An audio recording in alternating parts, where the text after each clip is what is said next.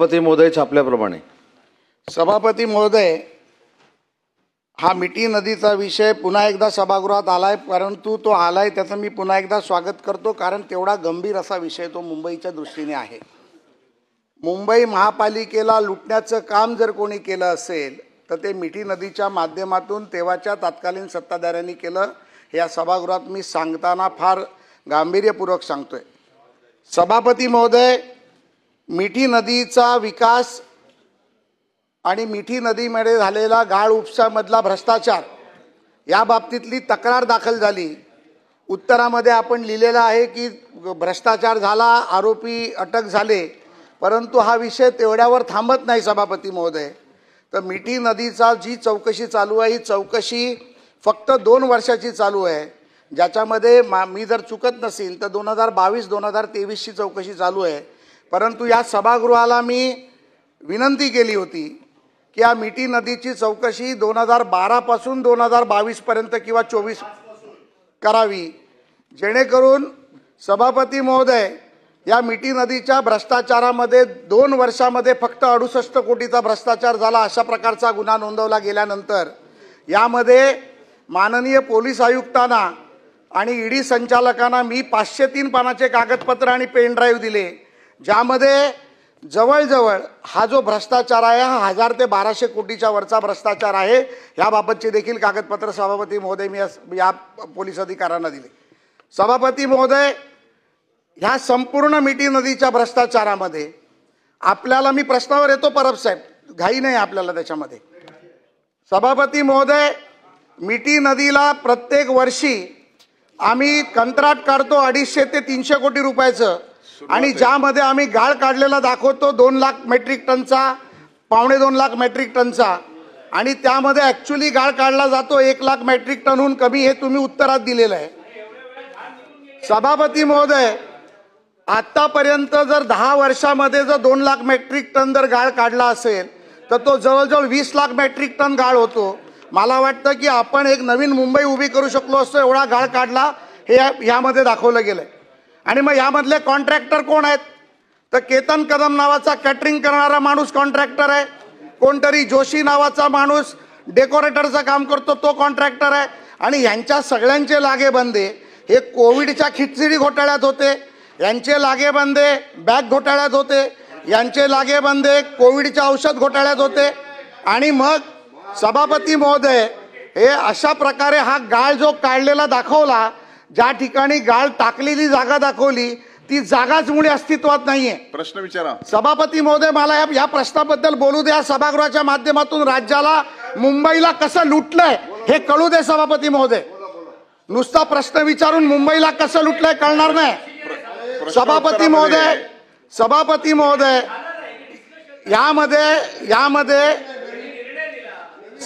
महोदय, यामध्ये जे ट्रक दाखवले गेले, ट्रकचे नंबर दिले गेले, त्याला GPS ट्रॅकिंग नव्हतं.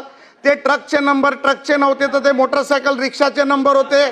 सभापती महोदय, यामध्ये उंदीर मारलेले दाखवले, उंदीर कुठे गेले माहीत नाही. त्यामुळे नुसता चिखल खाल्ला नाही तर भ्रष्टाचार करणाऱ्यांनी उंदीर देखील खाल्लेले आहेत सभापती महोदय. त्यामुळे यांच्या पोटामध्ये उंदीर, चिखल काय काय गेलंय याची देखील चौकशी झाली पाहिजे. सभापती महोदय, परवाच्या दिवशी सन्माननीय कोर्टाने अँटिसिपेटरी बेल रिजेक्ट केला. ह्या शब्दावर केला अँटिसिपेटरी बेल रिजेक्ट. हे प्रकरण अतिशय गंभीर आहे. सभापती महोदय, यामध्ये मला या सगळ्या गोष्टीचा सारासार आपण प्रश्न विचारल्यानंतर माननीय मंत्री महोदयांना एकच विचारायचं आहे. यामध्ये 164ची देखील एका व्यक्तीने स्टेटमेंट दिलेली आहे, ज्याला आपण अप्रुव्हल म्हणतो, त्यांनी ती स्टेटमेंट दिली आहे. यामध्ये अनेक काही नावं आहेत. एक फिल्मस्टारचं नाव आलं आहे, फिल्मस्टारच्या भावाचं नाव आलं आहे, काय दिनो मोरिया आणि कोणतरी मोरिया, ज्याची पिक्चर आम्ही कधी पाहिले नाहीत. त्याच्या मागे कोण आहेत इथपर्यंत सरकार पोचणार आहे का?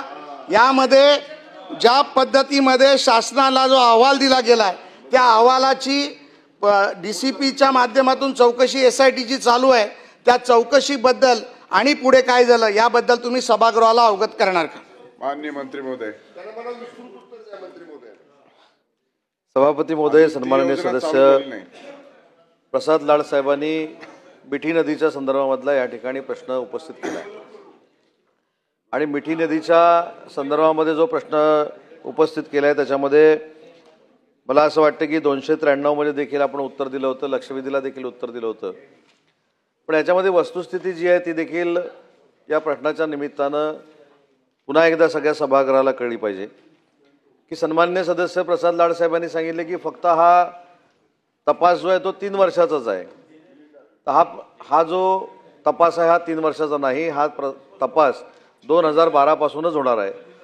परंतु मागच्या उत्तरामध्ये देखील मी असं सांगितलं होतं की 3 वर्षामध्ये या सगळ्या गाळाच्या संदर्भामध्ये जो SITनं तपास केलेला आहे त्या 3 वर्षामध्ये त्यांना 3,44,000 हे फोटो तपासावे लागले आणि 3,44,000 जे फोटो तपासले त्या फोटोमध्ये फक्त डंपर दिसलेले आहेत, डंपरमध्ये गाळ दिसलेला नाही.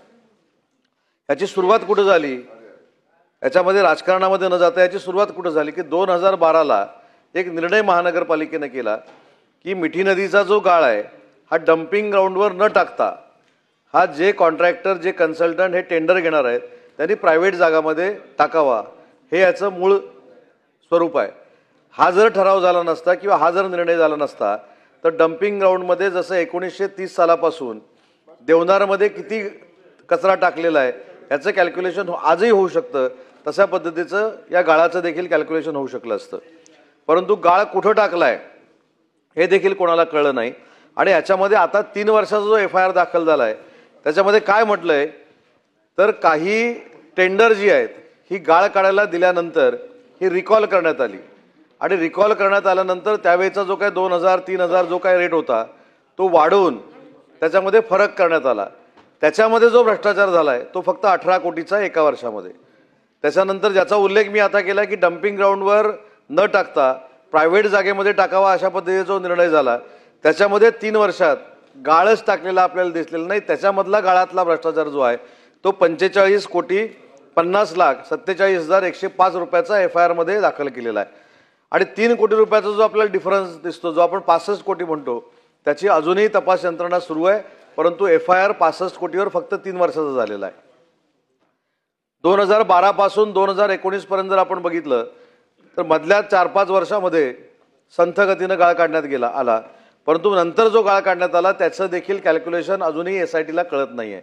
त्याच्यामुळे SITनं असं सांगितलं की आम्हाला जरा मुदत द्या, मुदतीनुसार जर आम्ही वाढीव मुदतीनुसार जर आम्ही तपास केला तर 2012च नाही ज्याचा उल्लेख परब साहेब तुम्ही या ठिकाणी केला, 2006 पर्यंत देखील त्यांना जावं लागणार आहे. 2006 पासून देखील त्यांना तपास करावा लागणार आहे. आणि नुसता गाळाचा तपास करून उपयोगाचा नाही, तर त्यावेळी काही इन्फ्रास्ट्रक्चरची कामं देखील झाली 1500 कोटी रुपयाची. आणि ती इन्फ्रास्ट्रक्चरची जी कामं झाली त्याच्यामध्ये देखील प्रायमा फेसी असं दिसतंय की काही ठिकाणी कामच झालेली नाहीत. त्याच्यामुळे सन्माननीय सदस्य प्रसाद लाड साहेबांनी जे विचारलं की हे कॉन्ट्रॅक्टर कोण होते, त्याची पूर्ण यादी ही माझ्याकडे आहे. 2016 पासून आतापर्यंतचे सगळे जवळजवळ 51 कॉन्ट्रॅक्टर आहेत 2023 पर्यंत. आणि जर तुम्ही कॉन्ट्रॅक्टरच्या पुढे बघितलं लिहिलेलं तर नदीचा गाळ काढणे, नदीचा गाळ काढणे, नदीचा गाळ काढणे, म्हणजे असे कॉन्ट्रॅक्टर जर पुन्हा दिले तर पुढची 25 वर्ष देखील पुढच्या कॉलममध्ये हेच येणार आहे की नदीचा गाळ काढणे. तर नदीचा गाळ काढला हा किती काढला आहे ह्याला कुठेही कॅल्क्युलेशन SITला सापडलेलं नाही आणि म्हणूनच फार मोठी संभ्रमावस्था निर्माण झालेली आहे. प्रसाद लाड साहेबांनी आता सांगितलं कोण केतन कदम जो आहे तो अटकेमध्ये आहे, त्याच्याबरोबरचे 5-6 जे आरोपी होते त्यांनी अटकपूर्व जामिनासाठी अर्ज केला होता, तो देखील आता 2-4 दिवसामध्ये त्याची देखील तारीख आहे. परंतु एक जो केतन कदम होता ज्यानं जामिनीसाठी अर्ज केला होता तो देखील फेटाळलेला आहे. त्याच्यामुळे याच्यामध्ये जे कोण इन्व्हॉल्ड आहेत त्यांच्यापर्यंत आपण पोहोचणार आहोत. आणि लक्षवेधीला उत्तर देत असताना सन्माननीय सचिन भाऊ असतील, अनिल परब साहेब असतील, यांनी देखील सगळ्यांनी सांगितलेलं आहे की या भ्रष्टाचारामध्ये राजकारण आणण्यापेक्षा जे खरे कोण याच्यामध्ये आहेत त्यांच्यापर्यंत पोहोचणं हे SITचं काम आहे आणि तसे निर्देश SITला दिलेले आहेत. अनिल परब साहेब. माननीय मंत्री महोदयांनी उत्तर अतिशय सविस्तर दिलंय आणि त्यांनी सांगितलंय की कुठलंही राजकारण न आणता याची चौकशी झाली पाहिजे. आणि अतिशय बरोबर आहे त्यांचं की कुठलंही राजकारण न होता ह्याची चौकशी झाली पाहिजे. मिठी नदीचा प्रश्न सुरू कुठे झाला, ज्यावेळेला 2005ला अतिवृष्टी झाली मुंबईत. मिठी नदी हा नाला आहे तसा बघायला गेलं तर, पण 2005ला ज्यावेळेला अतिवृष्टी झाली आणि पूर्ण मुंबई शहरामध्ये ज्यावेळेला पाणी भरलं गेलं त्यावेळेला 2005 पासून मिठी नदीचं रुंदीकरण, मिठी नदीचं खोलीकरण या गोष्टी सुरू झाल्या आणि तेव्हापासून हे काम सुरू झालं. मिठी नदीचा गाळ कुठे गेला हे तर शोधायला पाहिजेच. कोणाकोणाच्या घशात गेला हे पण शोधायला पाहिजे. कोण कोण कॉन्ट्रॅक्टर होते हे पण शोधायला पाहिजे. कोण कोण स्टँडिंग कमिटीमध्ये होते ते पण शोधायला पाहिजे. स्टँडिंग कमिटीचा रेशो काय होता ते पण शोधायला पाहिजे. हे सगळं शोधायला पाहिजे. SIT जी केली आहे आपण, मी साधा प्रश्न आहे की आपण आता 3 वर्षाचं करताय. 3 वर्षाचं आत्ता जो काय आपण सांगितलं की 2000 आत्ता पहिलं 3 वर्षाचं करताय.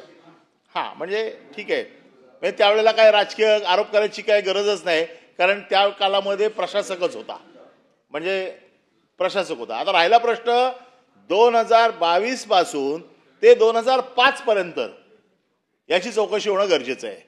मागच्या ही परत परत लक्षवेधी आणली जाते. म्हणजे त्या दिवशी लक्षवेधी आणली, उत्तर दिलं गेलं, अजून प्रसादचं समाधान झालं नाही. ते उंदीर कुठे गेलेत? ते उंदीर जोपर्यंत सापडत नाहीत तोपर्यंत ही चौकशी चालली पाहिजे.